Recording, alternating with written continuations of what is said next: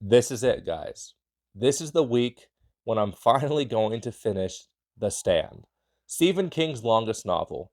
I've been really putting the pedal to the metal the last 3 weeks because I was talking to my friends, and they all kept saying, the hand of God scene, the hand of God, the hand of God. And I'm like, I don't understand what you're talking about.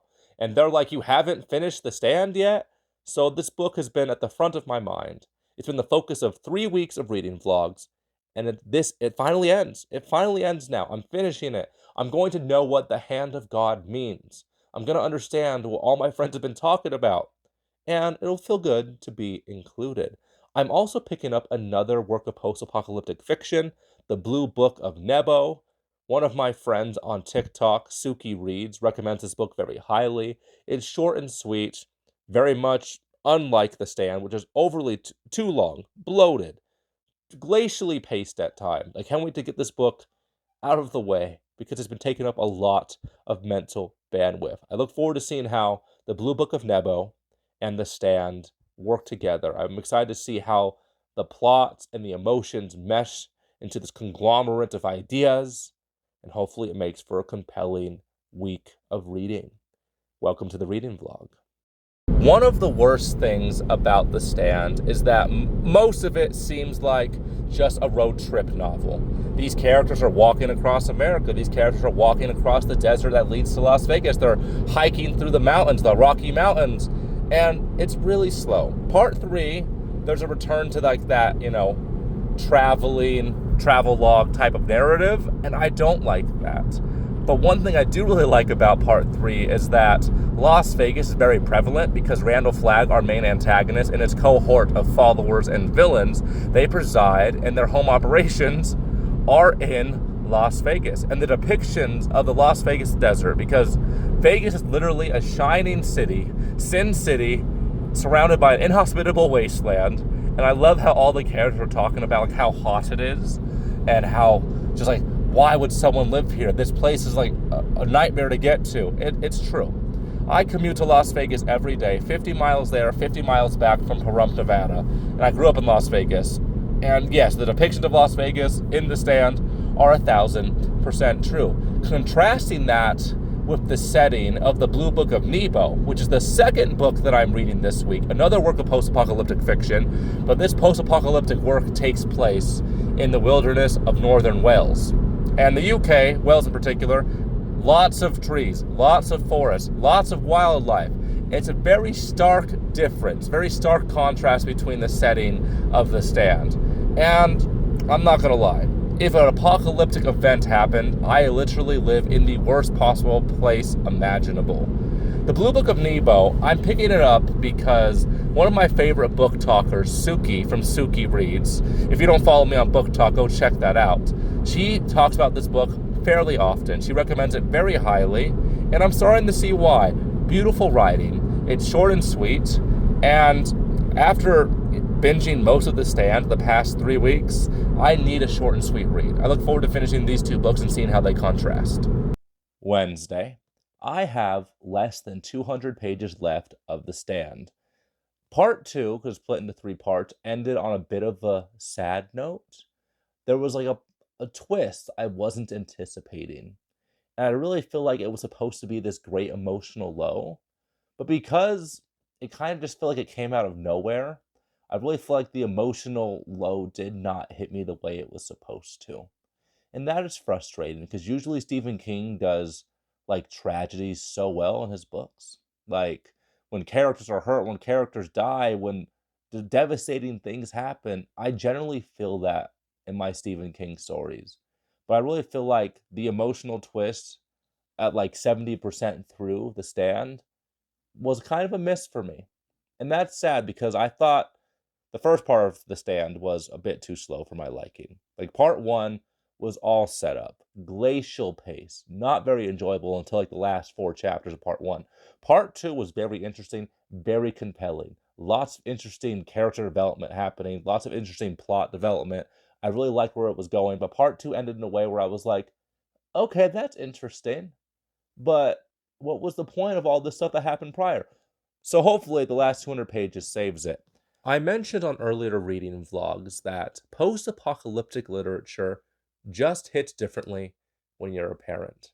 The world ending is a terrifying prospect, but not nearly as terrifying when you consider the fact that you have children. They will come of age, they will grow up, they will have to face this destroyed catastrophe of a planet. And in The Stand, this is only a minor subpoint. This is only a minor theme. There's only one main character who is a child, and they're not a point of view character. And I really wish that this character, Joe, that's the character's name, was a point of view character. I wish he played a more, you know, like important part in this grand narrative of The Stand. Because in the Blue Book of Nebo, it's told from two point of views, the mother and son. The book's written in a format where it's like journal entries from the mother and the son. And the mother, she was a very quiet, reserved, shy person before the world ended. And she finds herself better suited for this post-civilization world. She's stronger. She's a warrior. She's self-sufficient. She has she views herself in a more positive way.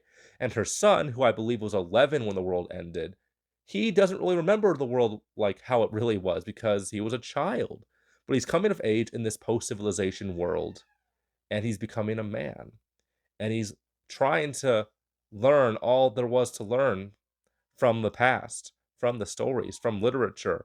But most of the lessons he's learning leave him ill-equipped for the future. It's very interesting because, like, it really just highlights how no matter how hard you try as a parent, you are ill-prepared to prepare your children for the future, because the future your children will see is vastly different from the world that you grew up in, the world that you are an adult in, the world that you raised them in. Humanity advances so quickly, and the world we see now will be unrecognizable to the world of our children and our grandchildren. Just something to think about. So, how about that Hand of God scene?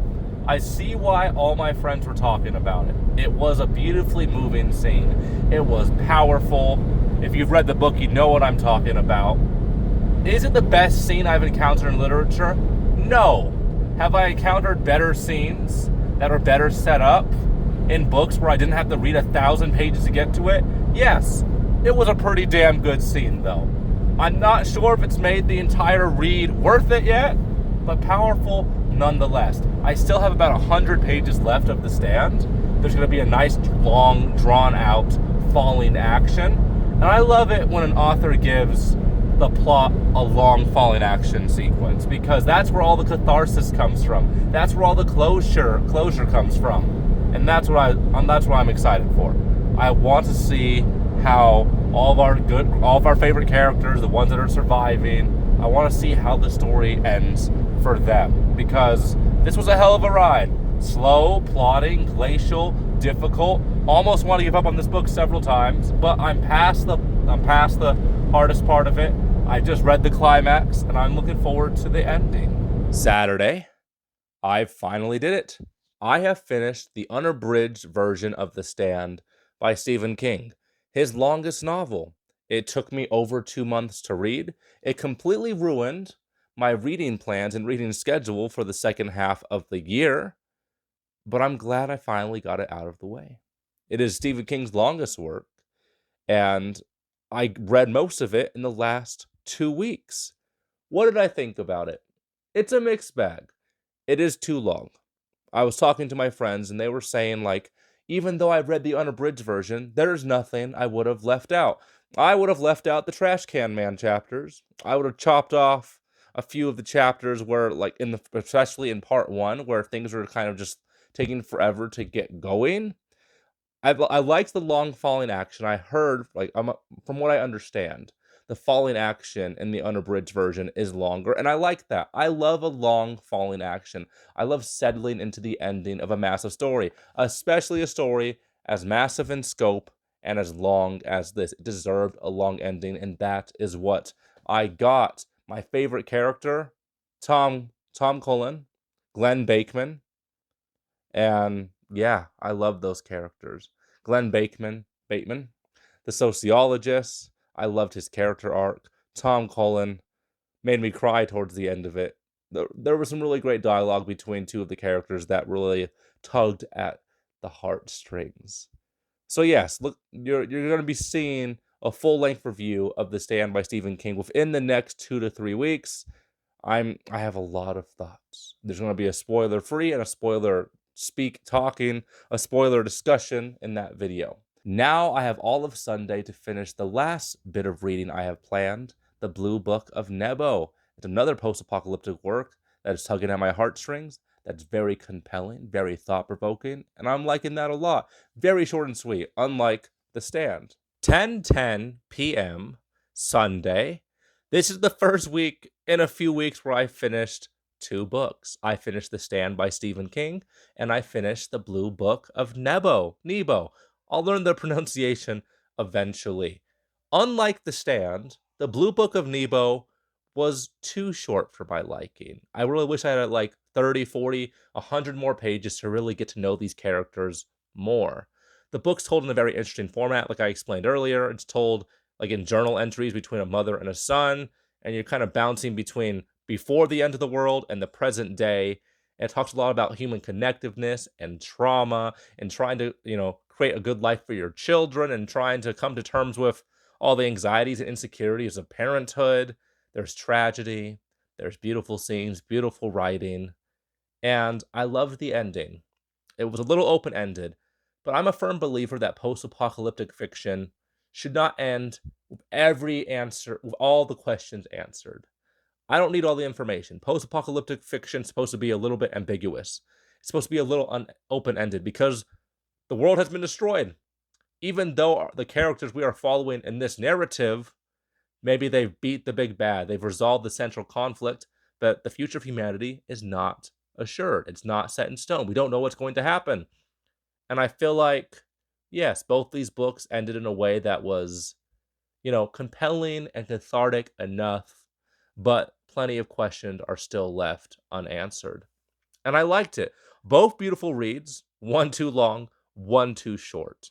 I'm just glad to finally be back to having 2 book weeks, because The Stand, that's a book that ruined the last quarter of my year in terms of what are all the books I wanted to get done. Because I posted a video on my book talk, like 10 books to read before the end of 2024. I'm not going to be able to do that now because The Stand took me over 2 months to read. But I think it was worth it. The Blue Book of Nebo, definitely worth it. This week was a very interesting week where I focused on post-apocalyptic literature, one of my favorite subgenres of fiction. I look forward to next week because next week I'm reading The Shining by Stephen King. Me and my friend started a book club 2 weeks ago, and The Shining is the first book on the agenda. So I look forward to seeing what I'm going to be experiencing, what I'm going to be feeling and thinking while I read one of Stephen King's masterpieces. Well, what many people consider to be one of his masterpieces. I guess I will wait and see. Thank you guys for watching this reading vlog where I read and I think about things. I think next week will be even better. I'm Sir Jordan Drew, and I'm signing out.